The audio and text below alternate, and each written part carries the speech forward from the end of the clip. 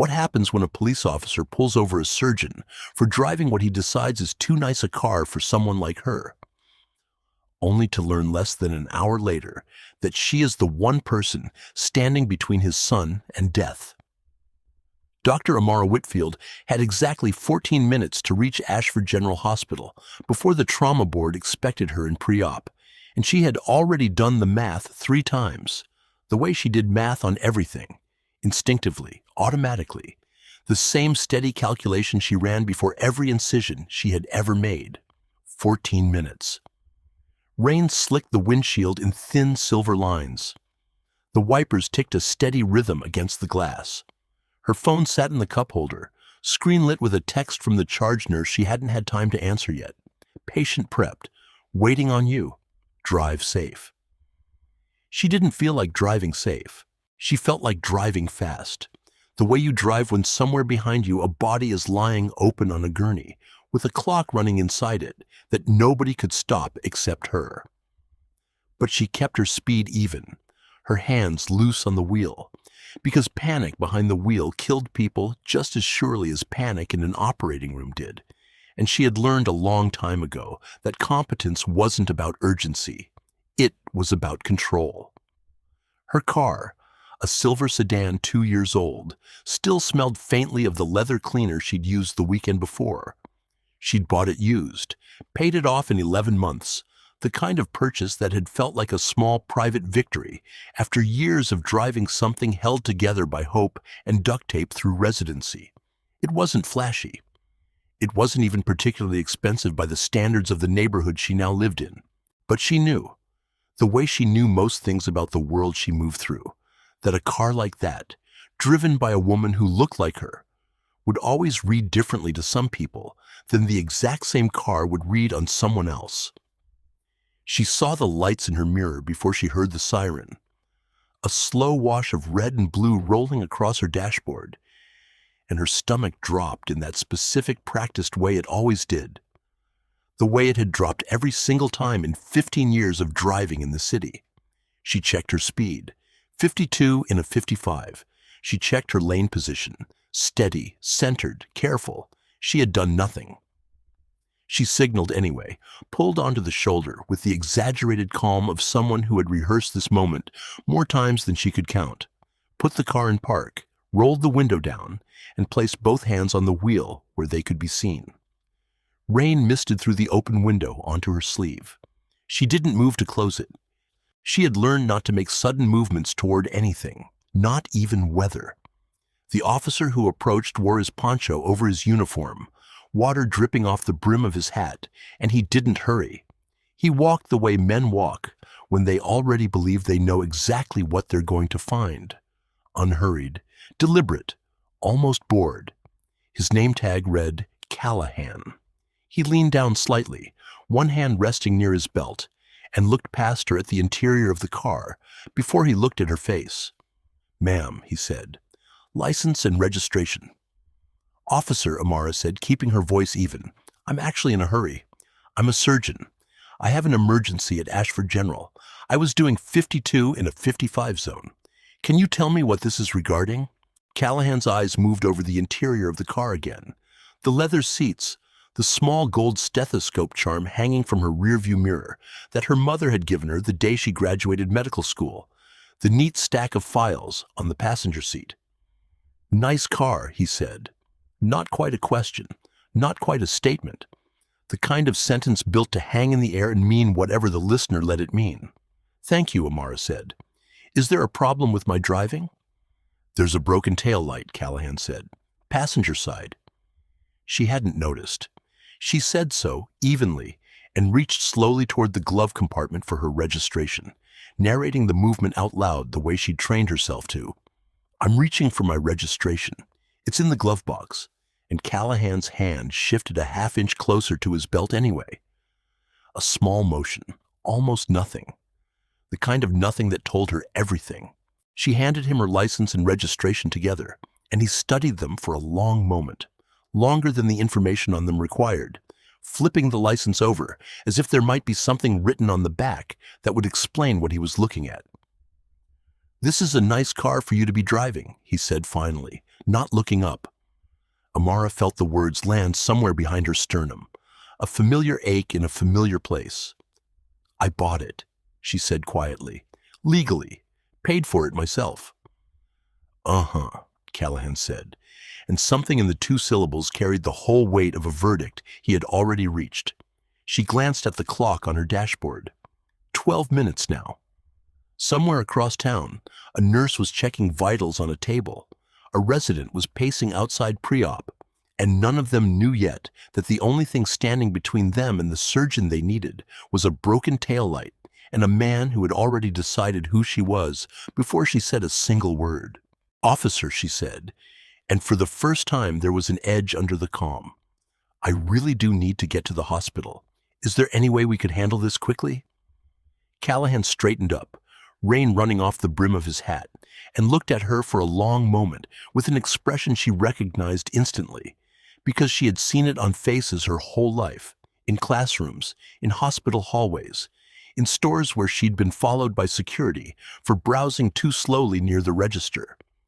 It was the look of a man deciding right then that he had all the time in the world, and that whatever she said next wasn't going to change a single thing about how this was going to go. "I'm going to need you to step out of the vehicle, ma'am," he said. And Amara Whitfield, with 11 minutes left on the clock and a boy she had never met bleeding somewhere she couldn't yet imagine, felt something cold settle into her chest, because she understood, with the particular clarity that comes only from experience, that this was not going to be quick, and that whatever happened in the next few minutes was entirely out of her hands. She stepped out into the rain the way she'd been taught to move around uniforms and badges, slow, visible, unthreatening, her hands never disappearing from view for longer than a second. The wet pavement soaked through the toes of her shoes almost immediately. Cars slid past on the wet road, headlights smearing across the gray afternoon, and a few slowed as they passed, the way traffic always slowed for a stopped car and a stopped body standing beside it. Curiosity dressed up as caution. Callahan asked her to stand by the rear bumper while he ran her plates, and she stood there with her arms crossed against the chill, watching him through the rain, watching the way he took his time typing into the terminal, mounted in his cruiser, watching the way he glanced back at her twice, 3 times, as if checking that she hadn't run. "Officer," she said again when he finally stepped back out, "I really cannot stress enough how time-sensitive this is. There's a child in critical condition waiting for me at Ashford General. If you need to write the ticket, I understand, but I need to be moving." Callahan didn't answer right away. He was studying her registration again, running his thumb along the edge of it. "This car come back registered to you?" he asked. "Yes," Amara said, "as I told you." He nodded slowly, the kind of nod that wasn't agreement so much as a stall for time. "You said you're a doctor," he said. "Surgeon," Amara corrected, "at Ashford General. I have my hospital badge in my bag if you'd like to see it." She reached for her bag slowly, narrating again. "I'm reaching into my bag for my hospital identification," and pulled out a laminated badge with her photo, her name, her title stamped in blue beneath the hospital's crest. Callahan glanced at it for less than a second before handing it back. "Anybody can print one of those," he said. Amara felt her jaw tighten, the first small crack in the composure she'd built over 15 years of exactly these moments. "That's an actual hospital identification badge," she said. "You could call the hospital directly and confirm it in under a minute. I have a patient, a child, waiting on an operating table right now. Please." By this point, a small cluster of onlookers had gathered without quite meaning to. The way people gather at accidents, pretending to check their phones while their eyes stayed fixed on the scene. A woman crossing the intersection with an umbrella slowed her steps. A man in a delivery van idling at the light lowered his window slightly to hear better. Somewhere behind them, a phone was already being lifted, angled, recording, though neither Amara nor Callahan noticed yet. "You know," Callahan said, tucking her license into his shirt pocket instead of handing it back, "I've had people tell me all kinds of things trying to get out of a stop. Doctor, lawyer, cousin of the mayor. Everybody's somebody important when they get pulled over. This isn't an excuse, Amara said, her voice tightening despite herself. This is my job. This is a child's life. He tilted his head slightly, unmoved, unhurried, the rain running in thin lines down the collar of his poncho. I'm going to need you to wait right here while I verify a few things, he said, and turned back toward his cruiser without waiting for a response. Amara stood on the wet shoulder of the road, watching the minute hand on her mental clock sweep forward, feeling the particular, specific fury of watching someone hold your competence hostage to their assumptions. And she thought, not for the first time in her life, that there was a special kind of exhaustion that came from being disbelieved by people who had never once had to prove they belonged anywhere. She didn't shout. She didn't argue further. She simply stood in the rain with her arms folded and her jaw set, and waited, because she had learned a long time ago exactly what happened to women who looked like her when they raised their voices at a roadside stop, and she was not willing to let anger cost her more time than his suspicion already had. But what neither of them yet understood, standing there in the gray afternoon with the rain falling steadily between them, was that the two of them were already connected in a way neither could have imagined, that somewhere across town, a phone call was about to be placed that would collapse the distance between them entirely, and that the boy on the operating table Amara kept trying to describe was closer to Officer Grant Callahan than either of them could possibly guess. Amara had learned patience the hard way, in pieces, over years, the kind of patience that isn't a virtue so much as a survival skill sharpened against repetition. She thought, standing there in the rain, about the first time she'd understood that competence alone would never be enough to protect her from assumption. She had been 11 years old, sitting in the front row of a regional science fair, having built a working water filtration model out of gravel, sand, and charcoal she'd scavenged from her grandmother's old grill. And a judge had walked past her table twice without stopping, lingering instead at the table beside hers, where a boy with a store-bought volcano kit stood beaming. When her turn finally came, the judge had asked her, not unkindly, but not kindly either, if her father had helped her build it. She had said no. He had looked unconvinced and moved on. She placed third that year, behind two projects that were, by any honest measure, less sophisticated than hers, and she had gone home and cried in her room until her mother sat beside her on the bed and said the words that would anchor Amara for the rest of her life. "People will underestimate you your whole life, baby," her mother had said, smoothing her hair back from her forehead. "Some of them will do it kindly, and some of them will do it cruelly, and most of them won't even know they're doing it at all. But you don't get to control what's in somebody else's head when they look at you. You only get to control what you do next. Do the work anyway. Be excellent anyway. Let your hands speak when your name can't." Amara had carried those words through every room that had ever doubted her, through organic chemistry classes, where professors seemed surprised by her test scores, through surgical rotations, where attendings assumed she was a nurse before they assumed she was a doctor, through operating rooms where, even now, with her name stitched onto her white coat and her title painted on the door of her own office, she still occasionally caught a patient's family member glancing past her, searching the room for someone else, someone who looked more like what they had pictured when they heard the word surgeon. She never let it show, not because it didn't hurt, but because she had learned that the hurt was hers to carry privately, and the excellence was hers to offer publicly, and that the two did not have to touch each other if she didn't let them.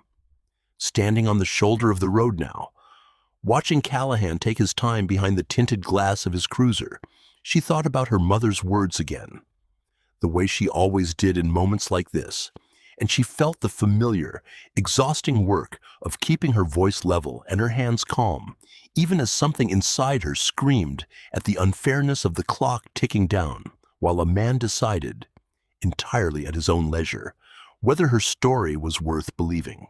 She thought about the boy waiting for her, whoever he was, wherever he was, A stranger's child with a stranger's fear written across small features. And she thought about the parents standing somewhere in a waiting room, not yet knowing that the surgeon they'd been promised was standing in the rain a mile away, being asked to prove, for the 100th time in her life, that she was exactly who she said she was.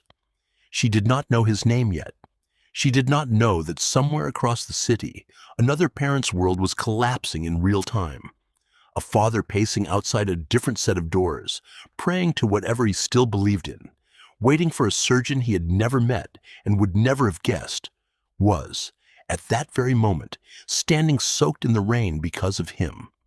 9 minutes now. Amara watched Callahan through the windshield of his cruiser, his radio pressed to his ear, his expression unreadable behind the glass and the rain. She thought about calling the hospital herself, alerting them that she'd be delayed, but some old instinct told her not to reach for her phone without being told she could, not here, not with him already primed to read every motion as a threat. So she waited, hands visible, posture calm, the rain soaking steadily through her blazer, and she watched the small crowd that had gathered without quite gathering. The woman with the umbrella who had stopped pretending to walk anywhere, the delivery driver who had put his van in park.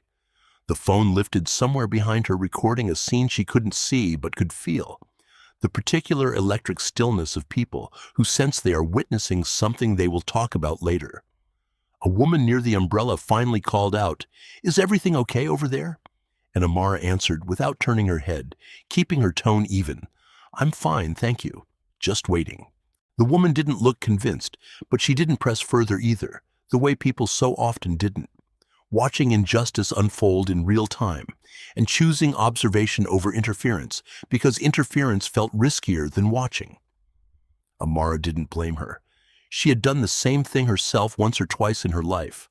Watched something she knew was wrong happen to someone else and told herself it wasn't her place. And she understood now, standing in the wrong end of that equation, exactly how heavy that silence could feel from the other side of it. Callahan finally stepped out of the cruiser again.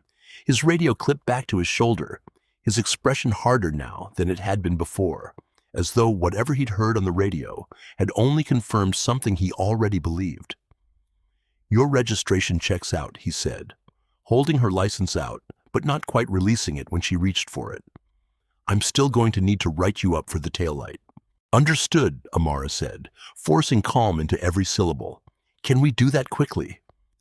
I really am asking you, as respectfully as I know how, to let me go.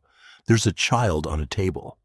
He looked at her for a long moment, rain dripping off his hat, and something in his face flickered, not quite doubt, not quite apology, something closer to irritation that she kept insisting on a version of events he hadn't decided to believe yet.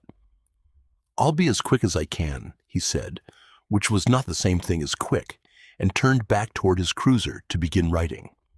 Amara closed her eyes briefly, just long enough to steady her breathing, and thought about every version of this moment she had lived through before, the classrooms, the boardrooms, the checkout lines, the countless small rooms where she had been asked, implicitly or explicitly, to prove that she belonged exactly where she already was. She thought about the boy waiting for her, and the surgical team standing by without her, and the particular cruelty of a system that could take a woman who had spent 15 years learning to save lives and strand her on the side of a road because a man with a badge had decided, on sight, that her car didn't match her story. She did not yet know that inside that cruiser, on the radio Callahan had just lowered from his ear, a dispatcher had relayed a piece of information that would, within minutes, turn his entire understanding of this stop inside out.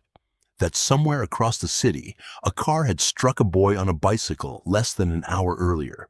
That the boy had been rushed by ambulance to Ashford General in critical condition, and that the name attached to that boy's emergency contact information, sitting unread on a screen inside Callahan's own vehicle, was about to change absolutely everything.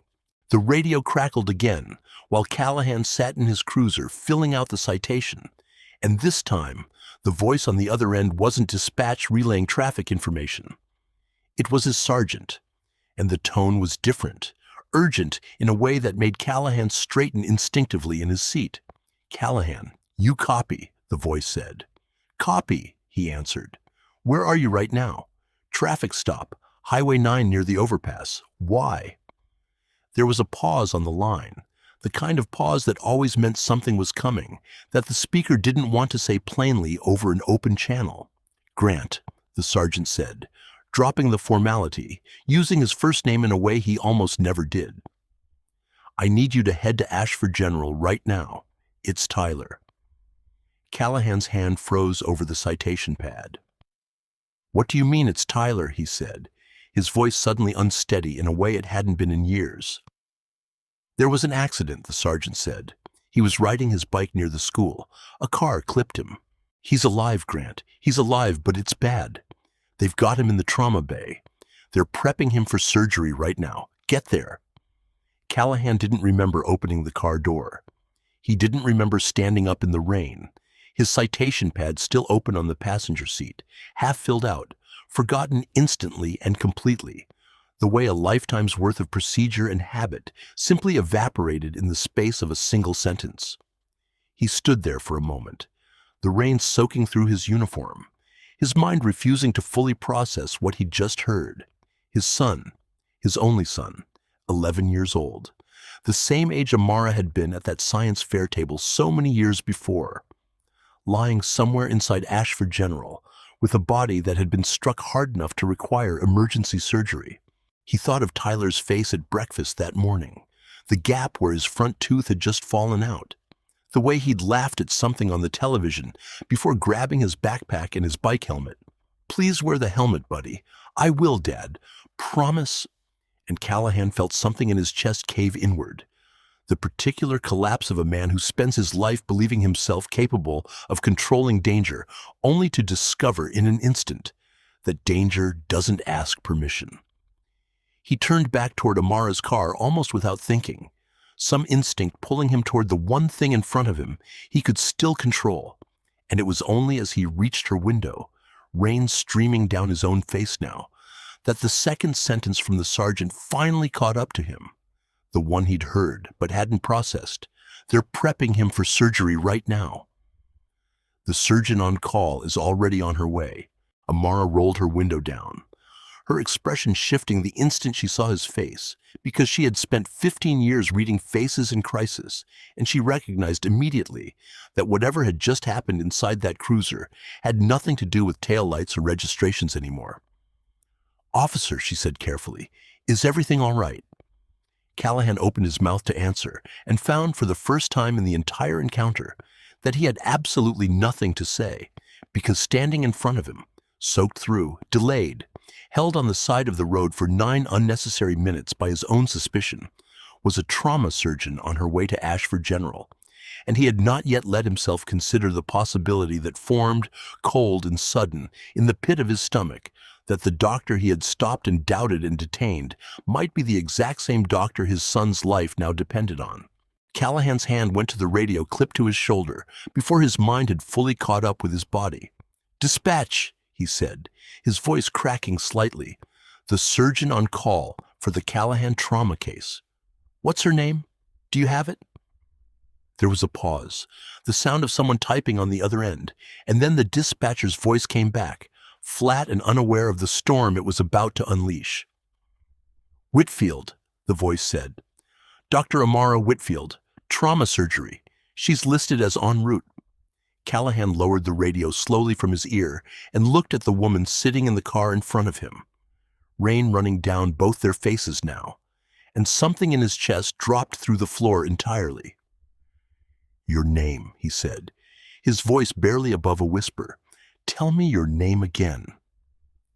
"Amara Whitfield," she said, watching him carefully now, some instinct in her recognizing that the ground beneath this encounter had just shifted in a way she didn't yet understand. Dr. Amara Whitfield. Callahan closed his eyes for a single long second, and when he opened them again, there was nothing left of the officer who had stood over her license 20 minutes earlier, turning it over like it might be counterfeit.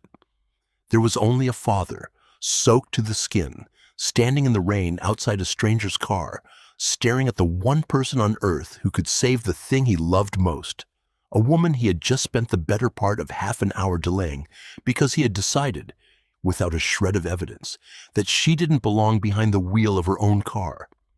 "You're my son's surgeon," he said, and it wasn't a question. Amara felt the pieces assemble themselves in real time. The radio call, his face, the sudden collapse of every ounce of authority he'd been wearing like armor a minute earlier. "I don't know who your son is," she said carefully, "but if dispatch has my name attached to a trauma case at Ashford, then yes, I'm the surgeon on call." Callahan's throat worked, and for a moment he looked less like a police officer and more like exactly what he was. A terrified parent standing in the rain, out of time, out of options, and suddenly, devastatingly aware that the 10 minutes he had just spent proving a point to himself might have cost his own child something he could never get back. "His name is Tyler," he said, his voice breaking on the second syllable. "He's 11. He was hit on his bike." They said he couldn't finish the sentence. Amara didn't wait for him to. "Get in your car," she said, her voice snapping instantly into the register she used in trauma bays. Calm, absolute, impossible to argue with. "Follow me. Lights on. I'll drive as fast as the road allows and you clear the way. We are not losing any more time standing here." Callahan nodded, already moving, already back inside his cruiser before she'd finished the sentence. And as Amara pulled back onto the highway, with his lights flashing behind her instead of in front of her, for the first time in the entire encounter, she felt something complicated settle into her chest. Not triumph, not vindication, nothing so simple as that, but something closer to the specific, exhausted clarity of a woman who had just watched the exact mechanism that had almost cost a child his surgeon collapse in on itself the instant it touched something the man behind it actually loved. The drive to Ashford General took 6 minutes, though it felt to both of them like it lasted an hour and no time at all simultaneously. Amara kept her eyes on the road, her hands steady on the wheel, running through the mental checklist she always ran before a trauma case: blunt force injury, likely internal bleeding, possible fractures, the specific triage priorities that would need to be assessed the instant she walked through the doors, and beneath all of it, a single thought she couldn't fully silence, that the boy she was about to operate on was the son of the man who had, less than half an hour earlier, told her that her own car looked too nice for someone like her. She didn't let herself dwell on the irony of it. Not yet, because there wasn't room in her mind for anything except the surgery ahead.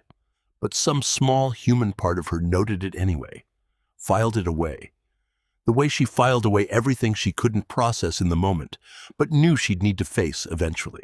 Behind her, Callahan drove with both hands locked on the wheel, his lights washing red and blue across the wet road, his mind spinning through every version of the last 30 minutes, replaying his own voice saying "nice car," like it might mean something different this time, replaying the particular satisfaction he'd felt watching her wait in the rain, a satisfaction he now understood, with sudden and total clarity, for exactly what it had been.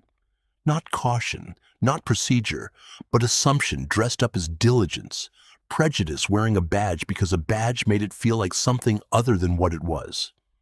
He thought about Tyler's face at breakfast, the gap-toothed grin, and he thought about how close he had come, through nothing but his own certainty, to being the reason his son's surgeon arrived late. The thought made him physically nauseous, made his hands tighten further on the wheel, and by the time they pulled into the ambulance bay at Ashford General, tires hissing against wet pavement, he was already out of the car before it had fully stopped moving. Amara was faster. She was out of her car and moving before Callahan had even registered she'd parked, shedding her blazer as she walked, a nurse already jogging out to meet her with a clipboard and a fresh set of scrubs. "Doctor, he's stable, but crashing slow. BP's dropping. We need you now." And Amara didn't break stride, didn't look back at Callahan even once, because in that hallway she was no longer a woman who had been humiliated on the side of a highway. She was simply the surgeon, the only thing that mattered. Now the small, specific, complete focus she brought to every operating room she'd ever walked into. Callahan stood frozen in the ambulance bay, rain still dripping from his uniform, watching her disappear through the double doors, and he understood, standing there alone in the sudden quiet, that there was nothing left for him to do now but wait. The way every parent before him had ever waited, powerless, useless, entirely dependent on the competence of a stranger he had, less than an hour earlier, refused to believe. The waiting room at Ashford General had the particular sterile hush that all hospital waiting rooms share. Fluorescent lights humming steadily overhead, vending machines glowing in the corner, a television playing muted daytime programming that nobody was watching. Callahan sat with his elbows on his knees, his uniform still damp, his radio silent on his shoulder because he had turned it off without quite realizing he'd done it. Unwilling to hear another voice tell him anything at all until he heard the one voice he was waiting for. He thought about calling his ex-wife, Tyler's mother, and made himself do it, his voice cracking as he explained what little he knew, watching her own panic bloom over the phone line, promising her he'd call the second there was news. And then he sat back down and waited, the way he had made other people wait 1,000 times before, without ever once understanding what it cost them. 2 hours passed, then a third. A nurse came through occasionally with updates that told him nothing and everything at once. She's still in surgery. Everything is proceeding as expected. Try to stay calm. And each time the doors swung open, he stood halfway out of his seat before realizing it wasn't her. It wasn't news. It was someone else's crisis moving through the same hallway his was moving through. He thought, sitting there, about every stop he had ever made in 15 years on the force, every license he had turned over slowly in his hands, looking for a reason to doubt the person in front of him, every nice car, and every long pause designed to make someone feel exactly as small as he had felt, sitting in that waiting room, utterly powerless, waiting on the judgment of someone else. He thought about the specific, cruel arithmetic of it, that the very qualities he had used against Amara Whitfield on the side of the road, her competence, her composure, her refusal to raise her voice even as he stripped away her time and her dignity, were now the exact qualities standing between his son and the worst outcome he could imagine. He did not pray often. He prayed now, silently, clumsily, the words less a formal appeal to anything specific than a raw, repeated plea. Let him be okay. Let her hands be as steady as they looked. Let this be the one time in my life I was allowed to be wrong about someone and have it cost me nothing. When the doors finally swung open and Amara walked through them, her scrub still marked with the visible evidence of the last 4 hours, her face tired but calm, Callahan was on his feet before he'd told his body to move. He's stable, Amara said, before he could ask, her voice gentler now than it had been on the highway, softened by exhaustion and by something else, some awareness of exactly how much this sentence would mean to the man standing in front of her. We repaired the internal bleeding, set the fracture. He's in recovery now. It's going to be a long road, but he's going to be okay. Callahan's legs gave out slightly, and he caught himself on the back of a chair. His hand pressed briefly to his mouth, and for a long moment he simply stood there, unable to speak, the relief moving through him with a force that felt almost violent in its intensity.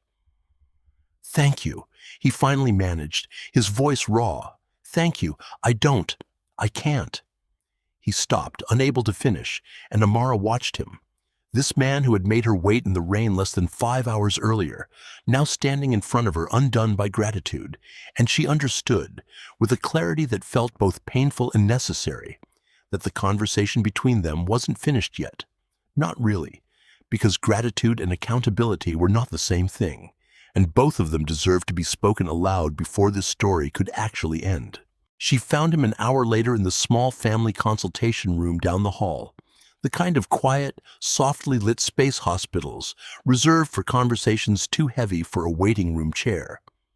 And she sat down across from him, without being asked, still in her scrubs, exhaustion sitting visibly across her shoulders. Callahan looked up at her, his eyes red-rimmed, and before she could say anything, he spoke first.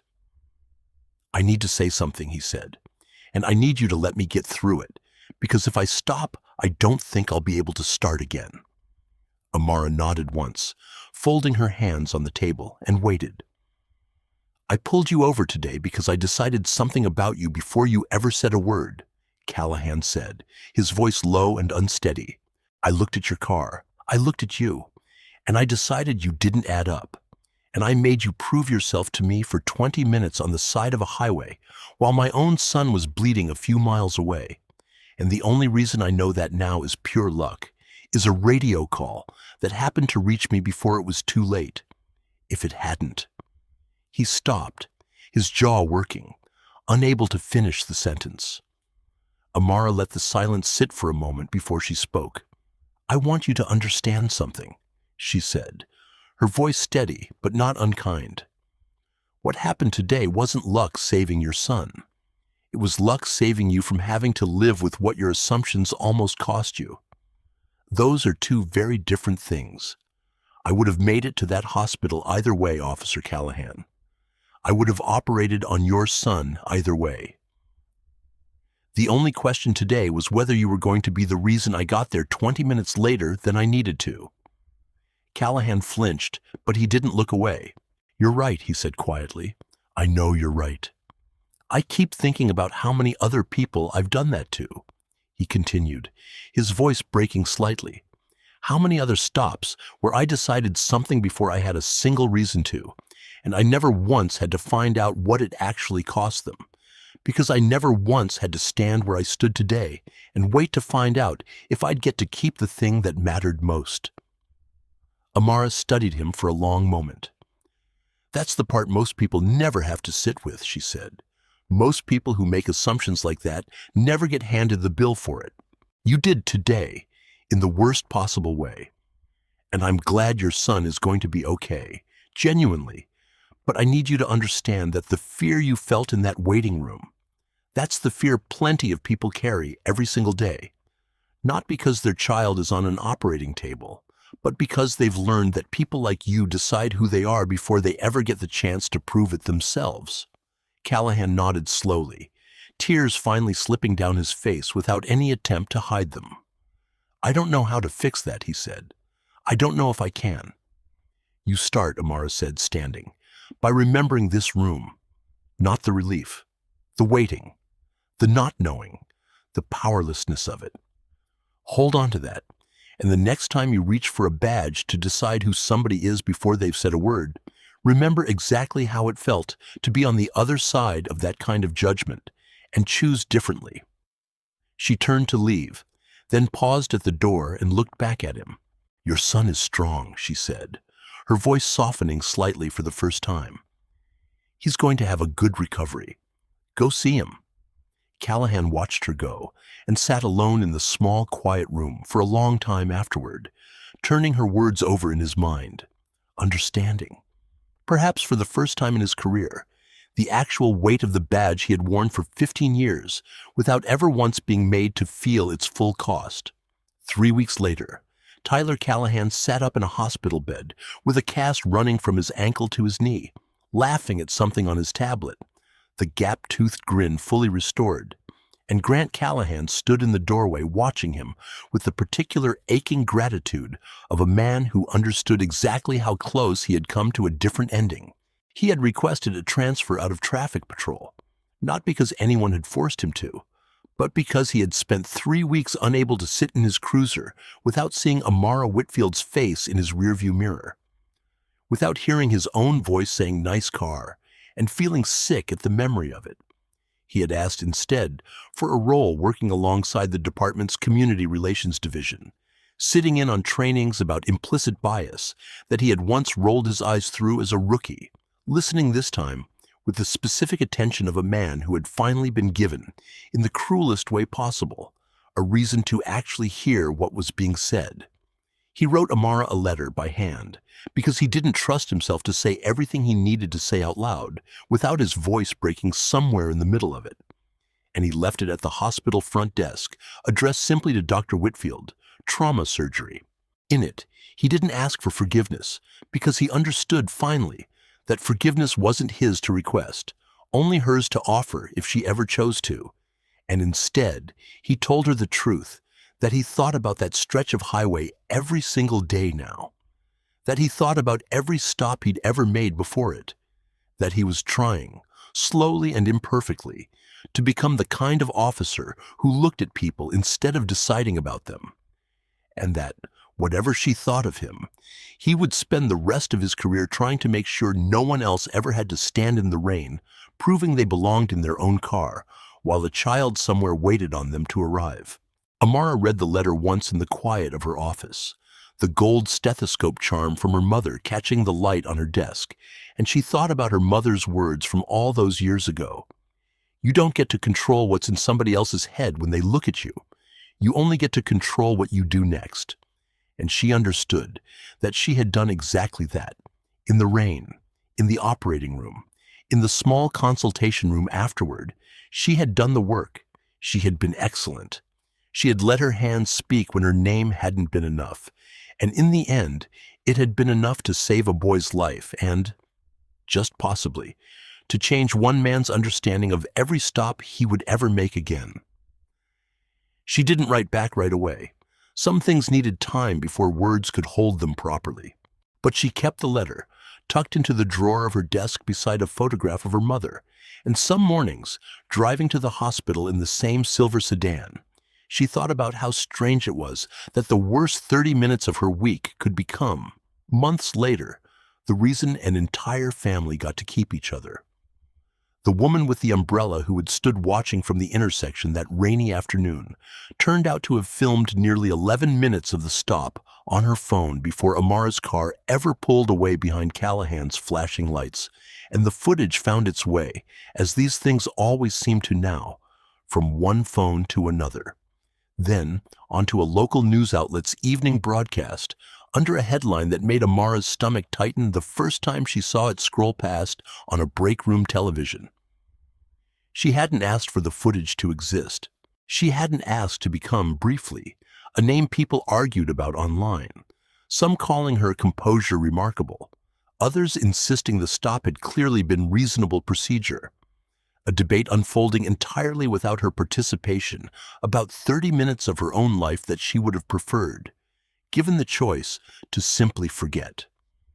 But the hospital's public relations office called her in gently, not to reprimand her, but to ask whether she would be willing to speak, just once, at a community forum the department had organized in the weeks following Tyler's recovery.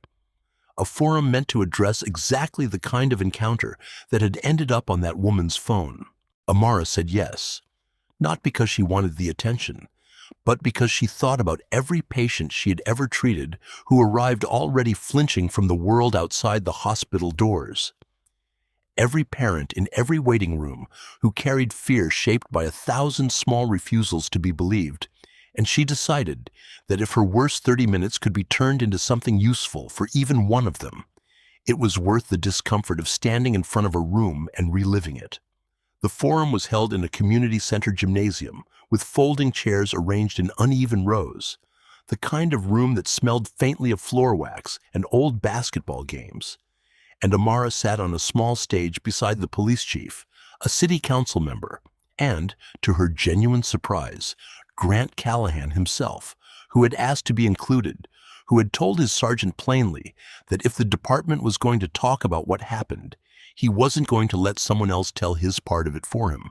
When it was his turn to speak, he stood at the small podium with his hands visibly shaking, and he told the room, without softening a single detail, exactly what he had done, the tail light he'd used as a pretext, the doubt he'd let sit in his voice when she told him her occupation, the 20 minutes he'd cost her while his own son bled a few miles away, and the specific sickening moment he had understood that the woman he'd been detaining was the only person who could save his child.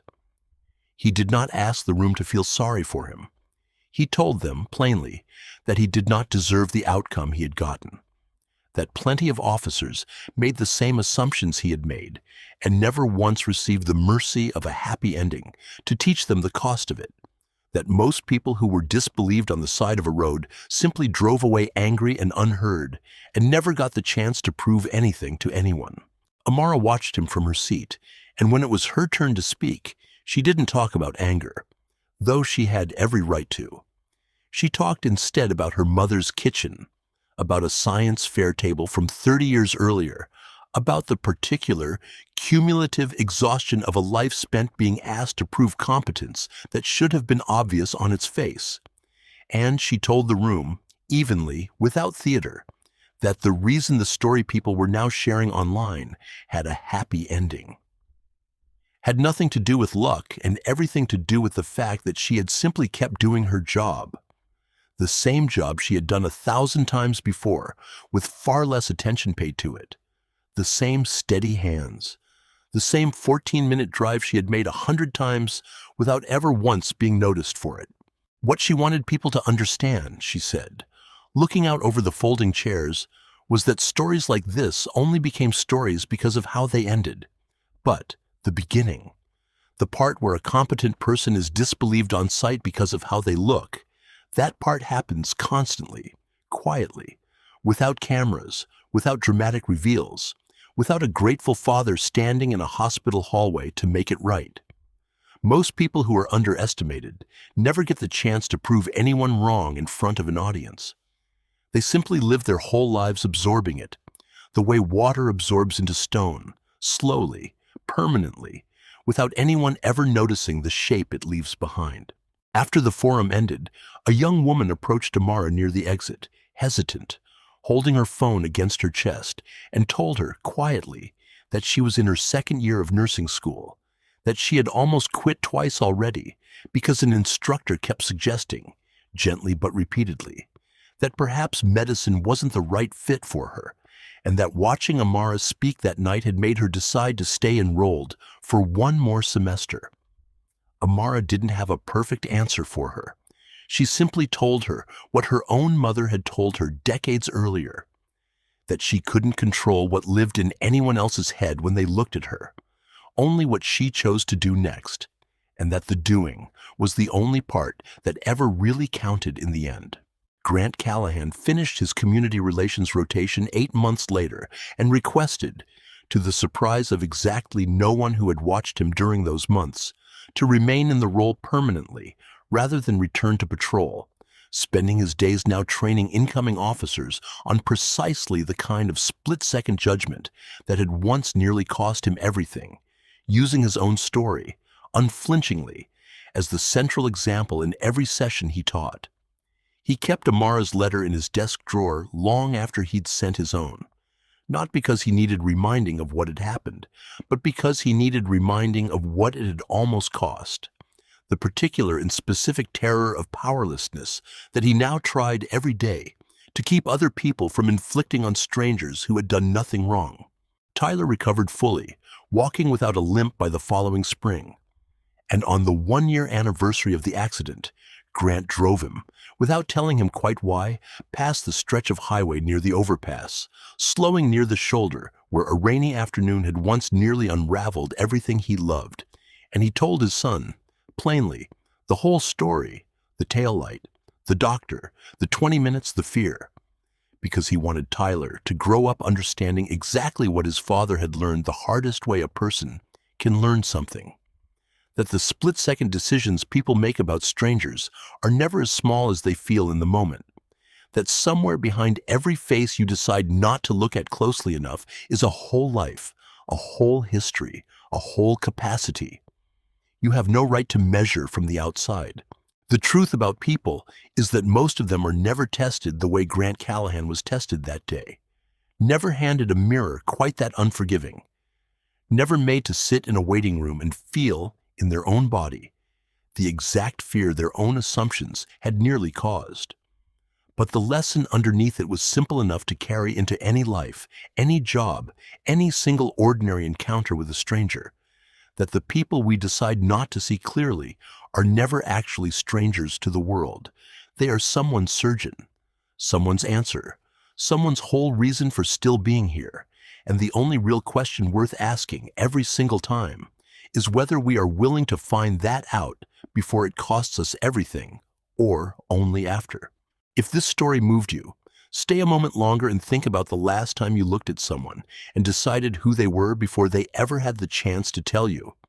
And then do something about it. Share this with someone who needs to hear it. Leave a comment with your own story and subscribe, because there are more stories like this one still waiting to be told. Stories that remind us what it costs to